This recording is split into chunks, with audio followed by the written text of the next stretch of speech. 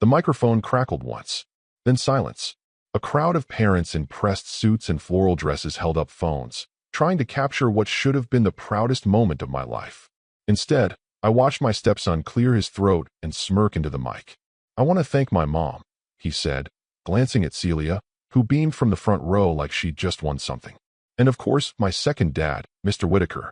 You've been the real role model in my life." There it was. A few people chuckled. Some clapped. I didn't blink. But then came the knife twist. "And hey," Evan added, spinning halfway toward me in the crowd. "Shout out to the guy who paid the bills." Laughter. Louder this time. Real, unfiltered, humiliating. I just sat there. Back row, center seat. Beige jacket. Tie slightly crooked from the sprint I made earlier to not miss the ceremony. No one noticed. No one cared.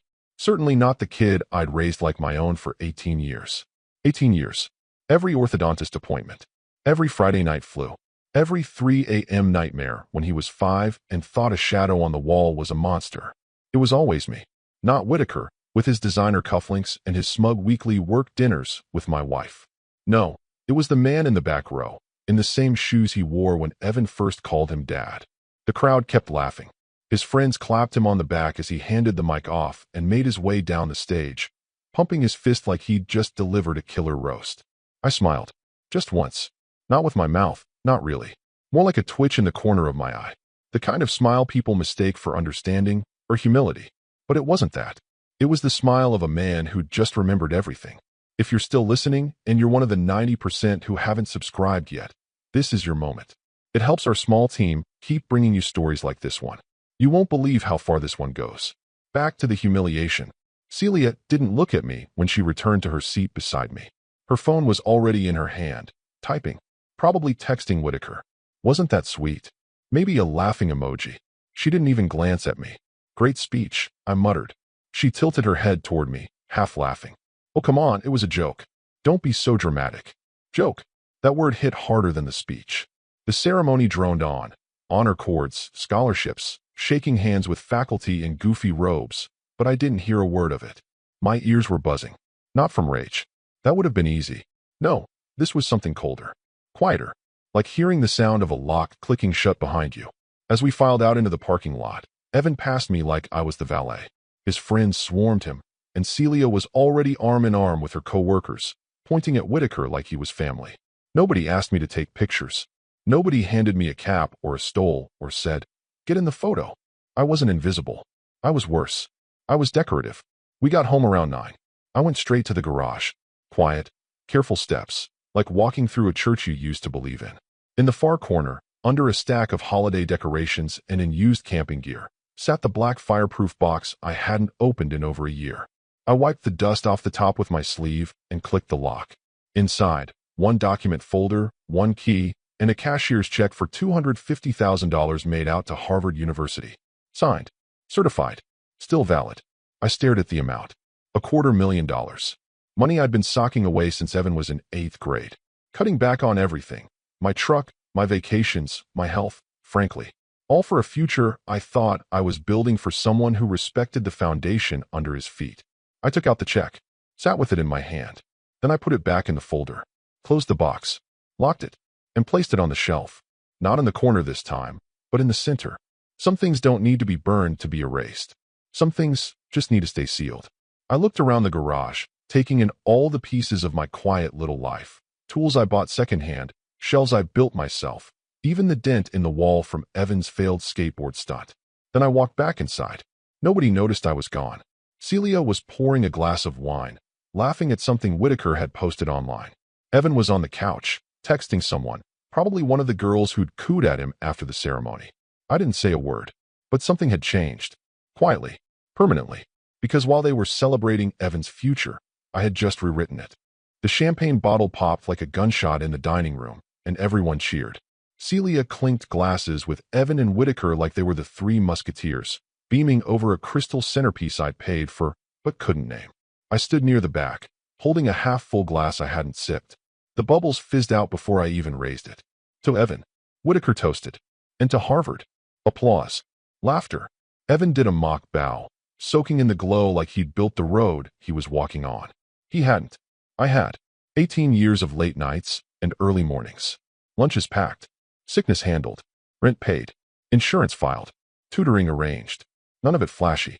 Just stable. Reliable. Unremarkable. And now, apparently, unnecessary. I slipped out during the cake cutting. My stomach felt like it had swallowed glass. I told Celia I needed to get something from the study. She didn't even look up from her phone. She was scrolling through photos of Evan posing with Whitaker, hand on his shoulder like a proud father, like a man who earned the right. The door clicked behind me, muffling the laughter. I sat at my desk, reached for the drawer I hadn't opened in years. Evan's old school photos were still there. His first-grade portrait, gap-toothed and crooked tie. His fifth-grade science fair ribbon. I'd stayed up with him until 2 a.m. hot gluing that volcano. Piano recital programs. A Father's Day card from middle school with a drawing of me as Superman. The same hand that drew that card had just handed me a sentence that would stay lodged in my ribs until the day I died. Thanks to the guy who paid the bills. The desk light flickered once. I flipped the card over and stared at my own name, written in green marker. Dad. Apparently, that title had an expiration date. Behind me, the door creaked. Celia leaned against the frame, wine glass in hand. You disappeared, she said with mock concern. Everything okay? I looked at her. Said nothing. She sighed. Oh, come on. It was just a joke. He didn't mean anything by it. That word again. Joke. The verbal garbage disposal for cruelty. Toss your worst words in there, slap on a grin, and hit spin. Don't be so sensitive, she added, a touch of amusement in her voice now, like she was offering therapy to a child who'd scraped his knee. I turned the desk drawer shut. You know, she continued, swirling her drink. You always get weird during events. Just try to enjoy the moment, all right? I didn't answer. She left without pressing. After the door shut again, I sat in silence. The kind of silence you don't measure in minutes, but in realizations. Something had ended. Not loudly, not in a scream or a slammed door. Just subtly, like a rope going slack. Eventually, I stood, walked out, down the hall, through the kitchen, past the laughter and the Harvard jokes and the sloshing glasses, to the garage. The box was still where I'd left it. Fireproof. Sealed. Untouched since the day I deposited the final transfer. I opened it. Slowly. Reverently. Inside, one clean, cold envelope. A $250,000 cashier's check. Addressed to Harvard. My signature crisp at the bottom. I'd had it ready for months. Double-checked the tuition schedules. Lined it up with housing and meal plans. Financial aid covered almost nothing. Evan had bombed the FAFSA by listing Celia's income, but skipping mine. He didn't even know how badly he needed me. Or maybe he did, and just assumed I'd come through. Like always. But assumptions have a shelf life. And I had just reached mine. I stared at the check. For a moment, I imagined walking into his room and handing it to him. Letting him hug me with that performative sincerity he used for social media posts. Letting him take it. Letting him win. But then I thought about Whitaker's hand on his shoulder. Celia's smirk when she said, "Don't be so sensitive." The microphone. The laughter. The heat in my face as I sat in the back row, invisible in plain sight. I slid the check back into the envelope. Closed the lid. Relocked the box. And this time, I didn't shove it into a corner. I set it in the center of the workbench. Dead center. Like a reminder. Because sometimes revenge doesn't need to explode. It just needs to simmer. And I had just turned on the stove. Sunlight cut through the trees like knives. One of those unseasonably warm mornings that tricks everyone into believing the world's still gentle. Our backyard was crammed with white folding chairs, pastel tablecloths, flutes of cheap champagne, and conversations I wasn't part of. The brunch was Celia's idea. Just a little celebration with friends from work, she'd said. Friends from her work, obviously. Evan didn't argue. Neither did I. Whitaker was there again, of course. Hair too dark for his age. Teeth too white for someone who smokes as much as he does. He was pouring mimosas like he lived there. Like this was his backyard, his son, his wife. And maybe, in some quietly disgusting way, it was. Evan stood beside him, clinking glasses with Whitaker like they were frat brothers. "You always got me," I heard him say, laughing. "Way more than anyone else ever did." A pause. "You know what I mean." Whitaker laughed like a man who'd already won. Celia pretended not to hear it, but I caught the smirk at the edge of her mouth. One of those thin, satisfied lines that doesn't quite qualify as a smile. Not happy, just smug. I stood by the sliding door holding a small envelope. Inside was a card, a handwritten message I'd spent an hour crafting the night before. Congratulations. And a cashier's check for $1,000. Not the tuition money, just a gesture. A seed. My name signed at the bottom. I stepped forward. "Evan," I said, offering it. He glanced over his shoulder, took the envelope with the kind of grip you use for passing napkins. "Thanks," he muttered. No eye contact. No smile. No curiosity. He didn't open it. Just shoved it in his pocket and turned back to Whitaker. I stood there for a second longer than I should have. Long enough for it to sting. Then I nodded, at no one in particular, and walked back inside. In the kitchen, I washed a clean dish. Dried it. Rewashed it. The kind of pointless task you do when the alternative is screaming into your own skull. I went upstairs. Shut the door to my office. Sat in the desk chair that squeaks if I lean too far left. And opened the tab I hadn't clicked in over a year, the education fund. Balance, $257,412.68. I stared at it like it was a crime scene. Every cent had come from my salary. None from Celia. Whitaker sure as hell hadn't chipped in. I changed the password. First step. Then, I opened a separate account under a different trust. Quiet. Controlled. The beneficiary listed, Grace E. Marshall. She didn't know me. Yet, I began the transfer. Not all of it, just enough to break the illusion. $250,000. Exactly what Harvard had quoted in their letter. Once the funds cleared, I printed the transaction slip, folded it neatly, slid it into the drawer beneath Evan's old science fair ribbon. Not for drama, just for record keeping. Control isn't always loud. Sometimes it's a series of very deliberate, very quiet steps that lead to a place no one expects until the door closes behind them.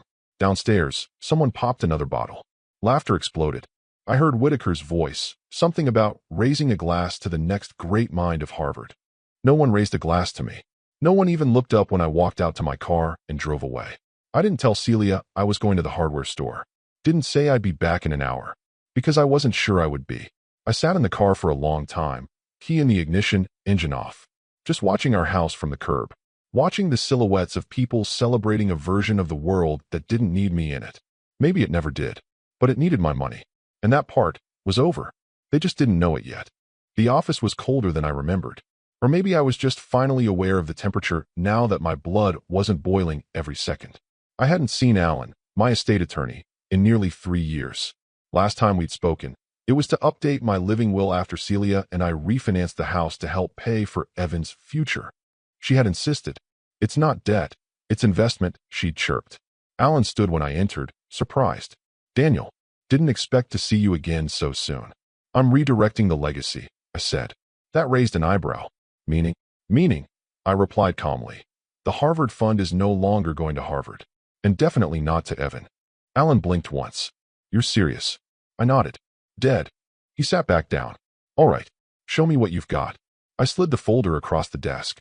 Inside was a full printout of the education trust I'd built over 18 years. A timeline of every deposit, every reinvested dividend, and a name written at the top of a fresh application, Grace Evelyn Marshall. Who is she, he asked. Daughter of the night janitor at the firm where Celia used to intern. Smart. Quiet. MIT acceptance. No way to pay. Her mom's working 2 jobs. Her dad passed from lung cancer 2 years ago. Alan gave me a look. How do you even know that? I shrugged. I read her application essays. I still get the scholarship board updates Celia filters straight to trash. They mentioned her as a finalist for a regional grant that didn't go through. Not many people would do this, Alan muttered, scanning the papers. Yeah, I said.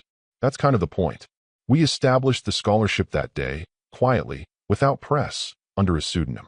The Evelyn Legacy Award. First-generation college students only. Priority to students in science and engineering. He asked if I wanted to inform Grace directly. No, I said. Let the school handle it. I want her to open that email and feel like someone out there saw her. No name. Just help. By the time I walked out of that building, $250,000 had moved. Not as punishment, but as precision. Across town, I imagined Evan sprawled on the couch, PlayStation controller in hand, bragging about how the funds locked and loaded. Probably telling someone Celia's got it all managed, probably repeating whatever lie she fed him about their financial confidence. And she was lying. Again. A few nights prior, I heard her whispering on the phone, doors slightly ajar. No, Daniel hasn't said anything. It's fine, Whit. He's predictable. Harvard's paid through the semester. We're good. Predictable. Maybe once. That night, I opened a drawer I hadn't touched since before the wedding. Inside was the only photo I had left of my sister Evelyn. 17 years old. Graduation cap too big for her head. We were kids. She died at 19. Car accident. No seatbelt. No second chance. She'd wanted to be a robotics engineer, but she never made it to college. I ran my thumb over the edge of the photo, then tucked it under the scholarship documents in my safe. It felt right. Quietly right. Meanwhile, Celia posted a photo of Evan on Facebook, smiling in a Harvard sweatshirt, standing next to Whitaker. The caption read, "So proud of our future scientist.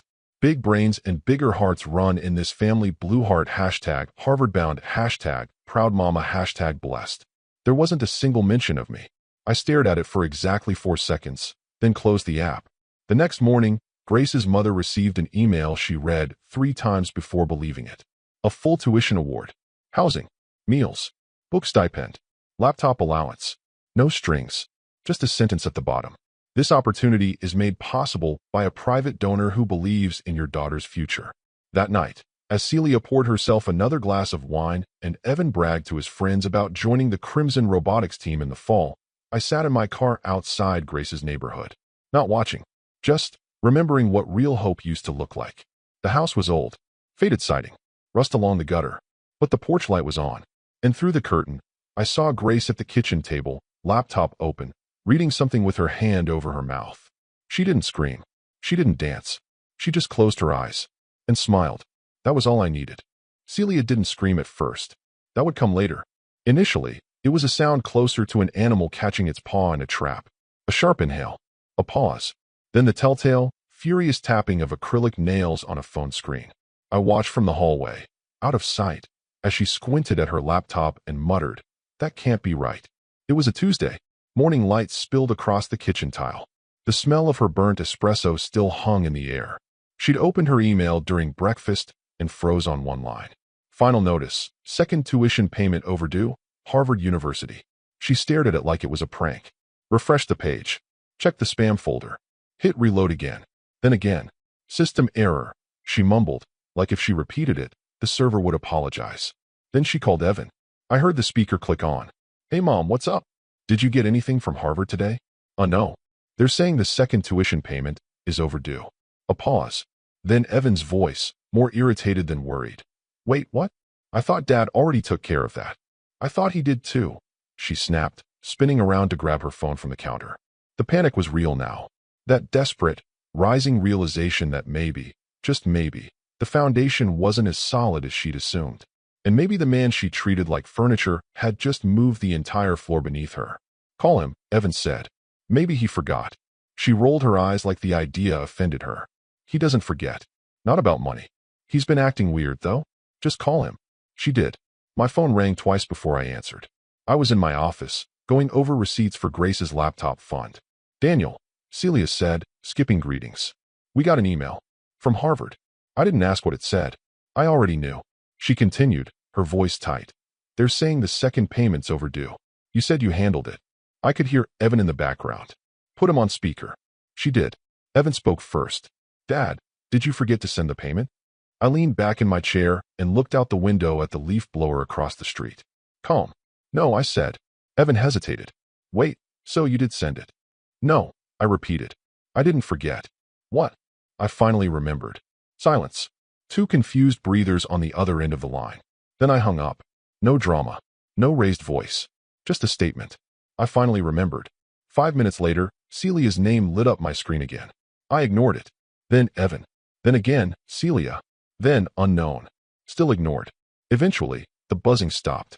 In the silence, I walked downstairs, poured myself a glass of water, and sat at the breakfast table. The same seat I used to occupy every morning when Evan was in high school. Same view of the backyard. Same refrigerator with his childhood drawings still magnet pinned to the door like relics from a life they'd outgrown, but I hadn't. Back upstairs, Celia's voice turned frantic. "He's playing a game," she hissed. "Trying to prove a point. That's what this is." Evan wasn't so sure. "But why now?" "Because he's bitter. He's always been jealous of how close you and Whitaker are. He's being petty." "Should I email the school?" "No," she snapped. "Let me talk to Whit. We'll fix this." I smiled. "Yes, go talk to Whitaker. Let the man who called me Dan the doormat behind my back try to fill in the blanks I'd quietly erased." Later that afternoon, Evan sent me a text. "Can we talk?" I didn't respond. Instead, I took Grace's acceptance packet out of the drawer. Read the words I'd already memorized. Watched her name in bold at the top. Grace Evelyn Marshall, class of 2027. No overdue notice. No final warning. Just gratitude. And a path someone else thought was impossible, until someone remembered her. Meanwhile, in a house that once felt like mine, confusion was turning into suspicion. And suspicion, I knew, was just the warm-up act. The real performance was still coming.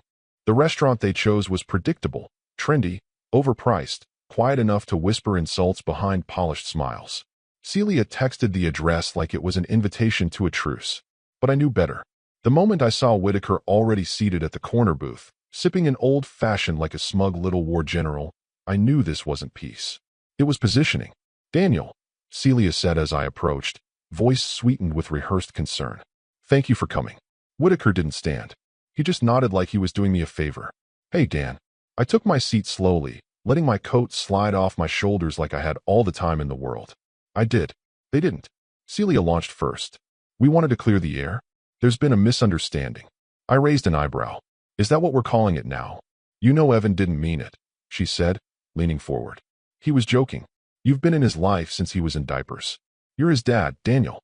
That doesn't just vanish because he said something stupid into a microphone." Whitaker cut in, ever the closer. "He needs you, man. Whatever's going on, just put it aside for the kid. You raised him. He's yours too." I sipped my water. Let the silence hang. Then, with a slight smile, I said, "That's what I thought, until last Saturday." Celia stiffened. Whitaker blinked. "Excuse me." I reached into my coat pocket and pulled out a plain manila envelope. Slid it across the table. "Neat. Undramatic. What is this?" Celia asked. "Proof," I said, "of everything I no longer owe you." Whitaker opened it, expecting, what, a check? A plea? Instead, he found the withdrawal slips. Complete reallocation logs. Legal confirmation of the trust's new beneficiary. Alan's notary stamp on the final transfer. "The hell is this?" Whitaker muttered, voice cracking for the first time. "I moved the funds," I said matter of fact. "All of them. A while ago." "You what?" Celia snapped. "I didn't steal. I didn't hide. I used my money, my name, my work, for a future I believe in." "You're ruining his life over a speech?" she hissed. "No," I said calmly. "You and Evan did that part yourselves. I'm just making sure someone else gets the life you all pretended to value." Whitaker tossed the envelope onto the table like it was poisoned. "This isn't legal." "It's airtight," I replied. Alan made sure. Celia's hands trembled. She didn't reach for her wine. Didn't look at Whitaker. She just stared at me like I'd just rewritten a language she thought only she could speak. "I don't believe this," she whispered. "You'd throw him away like that?" I stood. "You mean the way you threw me away at that graduation?" Her lips parted. No sound. Whitaker leaned back like he'd just remembered a meeting he wanted to miss. I straightened my collar. "You taught him well, Celia. How to pretend loyalty while cashing in on someone else's sacrifice. How to wear pride like a costume and discard it the moment it wrinkles. Evan didn't get that from me." Celia's eyes finally met mine. "So that's it?" "No," I said. "That's finally it." Then I walked out. No raised voice. No slammed door. Just footsteps on polished tile, quiet and even. Outside, the air smelled like honeysuckle and car exhaust. I stood by my car for a moment, breathing it in. In the rearview mirror, I saw the maitre d' handing them the check. Funny thing about expensive places, they don't care who raised who. They only care who pays. And I wasn't paying anymore. The call came at 8:41 a.m. on a Thursday. Evan's name on the screen, 3 missed calls already that morning. I let it ring. At 8:44, I picked up. Not because I was curious. I already knew why he was calling. Harvard doesn't wait quietly, and Evan had lived his entire life assuming someone else would keep his safety net taut and invisible. This was the moment he realized it was gone. His voice cracked before the first sentence was even finished. "Dad, they said I'm not enrolled." I said nothing. "They sent me an email. And called. They said the funds didn't come through for the semester. My housing's been pulled. I have to vacate by Monday." I don't understand." "Yes, you do," I said flatly. "No. I mean, can you just call them? Fix it. They're not broken." There was a pause. A short silence filled with shallow breathing. I could hear the panic rising, bubbling beneath the surface like a pot ready to boil over. "They said if the payment isn't made by tomorrow at noon, my spot's forfeited. All of it. I lose everything. Please." I waited for the word. The one that never came. "No, sorry. No, I was wrong." No acknowledgement of what he did or what he said. Just please. Like I was a vending machine he didn't know he'd kicked. I'm not the one who left you stranded, I said, calm as ice. You did that with a microphone and a smile. Another pause, longer this time. Then the sound of the phone shifting, fumbling, and Celia's voice exploded through the speaker.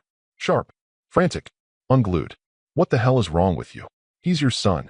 No, I said evenly. He's your project. Daniel, he was a kid. He made a joke. No, you made a joke. You built a life where I was the wallet. The background noise. And when he repeated it in front of hundreds of people and cameras, you smiled. Celia didn't reply at first. Then came the shrill attempt at emotional leverage. You're ruining his life over pride? Over some stupid speech? No, I said. I'm just not funding the sequel. Evan's voice returned, shaky now. Dad, I didn't mean it like that. But you meant it, I said. Didn't you? Silence. I didn't wait for an answer. I ended the call. And this time, I blocked both numbers. Not out of anger. Out of clarity. Outside, the leaves were starting to turn. Late September. Sharp air. I sat on the porch with my coffee, watching the wind take the first yellow ones from the maple across the street. A single notification buzzed through on my laptop a few minutes later. An email from Harvard's public newsletter. Donor Spotlight. The Evelyn Legacy Award helps one deserving student pursue robotics at MIT. Grace's photo was attached. She stood next to a circuit board, beaming, mid-sentence, mid-laugh. Her smile didn't look performative. It didn't look forced. It looked earned. I closed the email and leaned back in my chair. Somewhere, Evan was frantically refreshing his inbox, calling financial aid, begging a system that wasn't built to fix arrogance. And for the first time in nearly 2 decades, I didn't feel responsible. I felt done. Whitaker's office was a glass-walled shrine to self-importance. Floor-to-ceiling windows, leather chairs no one sat in, plaques from conferences he never attended, and a whiskey decanter that hadn't been full since 2016. He was mid-pour when Celia stormed in, eyes blazing, phone in one hand, printout in the other. You need to fix this, she said, not asked, demanded. Whitaker looked up slowly, as if annoyed by the disruption, not yet understanding it was his own funeral she'd just walked into. Fix what? Harvard revoked Evan's enrollment. Housing, classes, all of it. They're threatening permanent expulsion for non-payment. Whitaker raised his eyebrows like a cartoon villain. And Celia blinked. And you're the reason Daniel did this. You're the one who let that speech happen, who let Evan treat him like what, he cut in. Like a backup? Like an ATM? She faltered. He shrugged. He wasn't my kid. Never claimed he was. That was your husband. You want someone to blame? Try the mirror. Celia's voice dropped an octave. You encouraged it. All of it. You let Evan think you'd be there for him. You acted like. I acted, he interrupted with a bitter chuckle, like a guy enjoying a free ride. But when the check's due, I don't sign it. Daniel did. That was always the deal. You knew that. You smug bastard. Don't project your failed strategy onto me, he said, standing. You treated the man like a placeholder and expected him to die grateful. He just turned out to have a spine. The silence after that line was lethal. But it didn't stay silent for long. By noon, the front desk assistant overheard the argument. By 2 p.m., half the staff had replayed the details.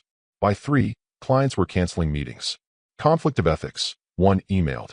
Uncomfortable environment, said another. The firm's social media page turned off comments by 4:30. By 5, Whitaker had locked his office door and instructed his assistant not to forward any calls from Celia. Meanwhile, Evan was unraveling in real time. He posted a shaky video online. Just him, hoodie drawn tight, face pale. Hey guys, I know a lot of you have been asking about what happened. I'm not dropping out. It's complicated. My stepdad, decided not to fund my tuition. I don't know why. He just cut me off. He didn't expect the response he got. The comments weren't kind. You mean the guy who raised you? So you humiliate your stepdad in public, then cry when the money stops. You mock the man who gave you everything. This is the guy who paid for your teeth, your private school, your everything? Bro. Screenshots of Evan's graduation speech circulated again, side by side with Grace's scholarship announcement. Side by side with my name. The contrast was brutal. Her, a first-gen MIT admit. Him, the golden boy who mistook loyalty for obligation. And online, people started choosing sides. And almost none chose his. Celia tried to clean it up. She posted a photo, old, filtered, her and Evan at a baseball game. Family is forever. This too shall pass. She turned off comments within 5 minutes. Whitaker, in a desperate bid for distance, posted a cryptic quote on LinkedIn the next day. Character is revealed when the spotlight dims. The irony was almost Shakespearean. Evan deleted his video, then re-uploaded a new one, comments disabled. Too late. The internet doesn't forget. Neither do people with receipts. And the ones Evan burned were the same ones now watching him flail in the cold, wondering when he'd realize. He hadn't been abandoned. He'd just finally been left to stand on the ashes he lit himself. It started as a local puff piece. A slow news day filler wedged between weather updates and city council drama. Anonymous donor pays MIT tuition for underserved teen. Grace's face was front and center, beaming, holding a certificate, her mom standing beside her with tears in her eyes. The reporter noted that Grace had nearly given up on MIT due to cost, that her parents had worked 2 and sometimes 3 jobs to support her, and that the donor insisted on no publicity. But secrets have a shelf life, especially the good ones. 3 days later, a follow-up article dropped. The byline was different, the tone sharper. Engineer quietly redirects Harvard fund to janitor's daughter after stepson's public humiliation. That headline hit like a sledgehammer. And below it, there I was, smiling awkwardly at the award ceremony, standing next to Grace and her mother in front of a plastic banner and a folding table with a tray of cold cupcakes. No designer suits, no speeches, just presents and proof. Within 48 hours, it exploded. Reddit, Twitter, Facebook shares with captions like, "This is what a real father looks like. He raised someone else's kid for 18 years and was thanked by being mocked. So he gave the money to someone who respected it." Evan who? TikTok edits emerged. Clips from Evan's graduation speech overlaid with slow pans of the newspaper article, the MIT banner, Grace hugging her mom. They synced his line, "Thanks to the guy who paid the bills," with record scratches and captions like, "He sure did." The contrast was brutal, unrelenting, poetic. Meanwhile, Evan's name trended, for all the wrong reasons. Commenters dug up every public post he'd ever made about Harvard, Whitaker, his real role model. They dissected it like a murder scene, pointed out the entitlement, the passive disdain, the casual cruelty of his speech. Memes bloomed like weeds. Celia tried damage control, claimed the story was taken out of context, called it a smear campaign, even hinted that the money had always been intended for charity, which only made it worse. Whitaker stayed silent, deleted his LinkedIn, suspended his firm's social accounts. Rumors swirled that a major client had quietly walked away. I didn't say a word, never gave an interview, never made a statement. I just went back to my work. Grace sent a thank you email that I responded to with a single line, "Make it count." She wrote back, "I already am." A week later, I received a letter in the mail. Handwritten, no return address, but I recognized the script. The shaky, looping letters. Evan had never mastered cursive, but he tried when he was nervous. The envelope was thick, too thick. I didn't open it right away. Let it sit on the kitchen counter for 2 days. Washed it out of the corner of my eye every time I made coffee, passed by to check the thermostat, fed the dog. When I finally did open it, I didn't read the whole thing. Just the first line. I didn't know. I didn't mean it like that. And that was enough. I folded the letter, slid it back into the envelope, and filed it in the cabinet beneath the tax returns and insurance policies. Not out of cruelty, out of completion. Evan's words, like so many things in his life, had come too late, too carefully packaged, too focused on himself. But now they'd sit forever in a drawer labeled "What Could Have Been," between receipts and expired warranties. And I sat in silence, not victorious, just at peace, because the world had finally seen the truth. Not the version Celia curated, not the narrative Evan tried to sell. Just one moment, one gesture, and one girl who looked into a crowd and said, "Thank you," like it meant everything. Because to her it did. And to me, that was enough. The campus was quiet, the way all good beginnings should be. Students in MIT hoodies moved briskly between buildings, clutching laptops and iced coffees, already immersed in a world they'd worked to earn. Grace's dorm was tucked on the far side of campus, not the newest, not the biggest, but solid. Like her, I didn't call ahead. She didn't know I was coming. I didn't want gratitude, just confirmation. The coat I brought was navy, lined, warm enough to handle Boston's October tantrums. I'd asked her mom for Grace's size without explaining why. The tool set was compact, basic screwdriver, pliers, flashlight, duct tape. My kind of welcome kit. She wasn't in when I knocked. That was fine. Better, even. I left the items with the resident assistant and wrote her a short note. "Things break. You fix them. You're built for this." Signed with a small D. I walked slowly back down the hallway. Half-open doors revealed chaotic, hopeful little universes, laundry baskets overflowing, posters of galaxies and protest slogans, voices too excited to whisper. The scent of ramen and dry erase markers filled the air. God, it felt like potential. The real kind. Earned. Quiet. Heavy with meaning. As I pushed open the building's front door, a student jogging in nearly bumped into me. "Sorry, sir," she said, and then, recognizing me from somewhere she couldn't place, added, "Thanks again." I nodded once. Not out of ego, just acknowledgement. Outside, I paused at the steps, looked out across the lawn where students sat in circles, laptops open, pens flying. And somewhere inside that building, the girl I'd chosen over the boy I raised was starting a life not built on performance, but persistence. Back home, the emails had stopped. Harvard had officially marked Evan's account withdrawn due to non-enrollment. Missed payment deadlines. No reinstatement approved. His .edu address was gone. The digital tether severed. The house went on the market last week. Celia hadn't told me directly, but I saw the sign on a drive through the old neighborhood. A real estate photo carousel full of staged lies, fresh flowers, throw pillows, nothing that hinted at the rot beneath the baseboards. I heard through Alan that Whitaker ghosted her. Cut contact. Quietly shifted firms. His assistant leaked a voicemail, Celia begging him to call her back. "You said you'd help." No answer. The new partners were younger, cleaner. They didn't want a scandal magnet. He was yesterday's man. Evan. He posted once on his now private Instagram. A blurry photo of a coffee mug and notebook. Starting over. Some lessons cost more than tuition. Comments, disabled. I didn't respond. Not out of malice. Out of completion. Because what revenge could match this silence? What punishment better than knowing he couldn't spin, couldn't dodge, couldn't charm his way back into the life he mocked? He had every chance. And he wasted every one. Back on campus, I walked to the edge of the quad before turning back one last time. The windows glowed faintly. One of them was hers. I pictured her reading the note, tucking the coat into her closet. Smiling maybe. Not posting. Not performing. Just living. The wind picked up. Crisp, clean. And I smiled, not because I'd won, but because for the first time in a very long time, I had given something to someone who actually saw me.